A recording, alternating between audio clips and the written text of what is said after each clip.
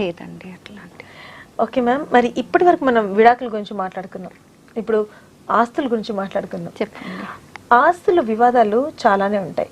అన్న తమ్ముళ్ళు ఉండనియండి, అక్క చెల్లెల్లో ఉండనియండి, అక్క అన్నల్లో ఉండనియండి, ఫ్యామిలీలో ఎవరికన్నా సరే ఆస్తి వివాదాలు చాలానే ఉంటాయి. మరి ఈ ఆస్తి వివాదాల తగాద అంటే అప్పుడప్పుడు విల్స్ ఉండవు. అవును, ప్రాపర్ విల్స్ ఉండవు. అవును, పెద్ద కొడుకు మొత్తం నాదే అనేసి అంటుంటారు. మరి అలాంటప్పుడు న్యాయం ఏ విధంగా జరుగుతుంది? అంటే కోర్టుకి వెళ్ళాలమ్మా. కోర్టుకి వెళ్ళిన తర్వాత అక్కడ యాజ్ పర్ ది సక్సెషన్ లా అంటే హిందూ, పార్సీ, ముస్లిం, క్రిస్టియన్స్ సెపరేట్ ఉన్నాయి అందరికి సక్సెషన్ లా. అట్లాంటివి it will be decided as per the succession law. That's all. అంటే ఎవరన్నా వెళ్ళొచ్చు, ఎవరు ఒక్కడన్నా వెళ్ళొచ్చు. అందరు వెళ్ళాల్సింది కూడా అవసరం లేదు. ఎవరన్నా ఒక్కడ వెళ్ళి కేసు ఫైల్ చేశారనుకో, పార్టీషన్ సూట్ వేశారనుకో, డివిజన్ వేశారనుకో ప్రాపర్టీ. అంటే ముఖ్యంగా ఈ ఆస్తి వివాదాల్లో నష్టపోయేది ఆడపిల్లలే అనేసి అంటుంటారు. అంటే వాళ్ళ పెళ్లిళ్ళు అయిపోయాక అన్నలన్న తమ్ముళ్ళన్న ఏమంటారంటే, మీ పెళ్లిళ్ళు అయిపోయాయి, మీరు మా ఫ్యామిలీకి ఇంకా మా ఫ్యామిలీకి బిలాంగ్ చేయరు. అది అట్లా ఉన్నాయి. అంటే it's only a social concept అట్లా ఉన్నాయి. కానీ లా ఇప్పుడు ఏం చెప్తుందంటే, పెళ్లి అయినా పెళ్లి అవ్వకపోయినా ఆడోళ్ళకి కూడా ఈక్వల్ షేర్ ఉన్నాయి ఇప్పుడు లాలో. All equal share. అంటే హిందూయిజంలో అండి, హిందూ లాలో.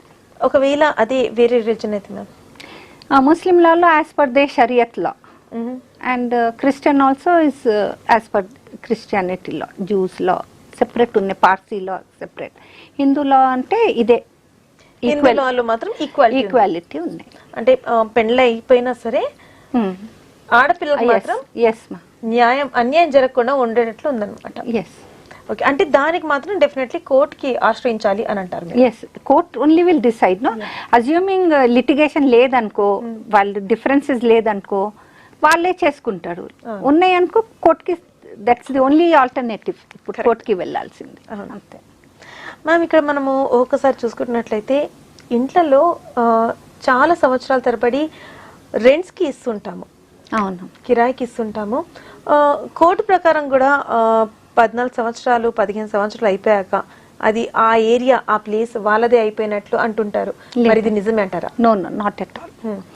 ఇప్పుడు ఎలా అంటే, ఒకవేళ రెంట్ ఇవ్వకపోతే టెనెంట్ ఇమ్మీడియట్ గా ఎవిక్షన్ జరుగుతుంది కోర్టులో. ఓకే, వాళ్ళు రెంట్ ఇచ్చారనుకో, రెంట్ ఇస్తూ మళ్ళా assuming it is in the 106 notice కింద, ట్రాన్స్ఫర్ ప్రాపర్టీ కింద హైయర్ కోర్టులో, అక్కడ రీజన్ అది ఎవిక్షన్ జరుగుతుంది. అంటే ఎవిడెన్స్ అయ్యి, ఆర్గ్యుమెంట్స్ అయ్యి అట్లా కొంచెం టైం పడుతుంది అన్నమాట. అంటే ఎవరు గెలుస్తారు? అంటే ల్యాండ్ లార్డ్, తప్పకుండా ల్యాండ్ లార్డ్లే గెలుస్తుంది. ఓకే, అంటే రీజన్ ఇవ్వాల్సింది అవసరం లేదు ఇప్పుడు. ఎవిక్షన్ కావాలంటే కావాలి. లాలో ఎక్కడ లేదు, రాసి లేదు. ఎన్ని సంవత్సరాలు అయినా కిరాయి వాళ్ళు వాళ్ళ హక్కు. టెనెంట్ ఉంటాడు 50 years కూడా, కానీ టెనెంటే ఉంటాడు అంతే. అంటే ఇది ఒక అపోహ మాత్రమే అంటారు అంతే. ఎస్. వావ్ మ్యామ్, అంటే చూసి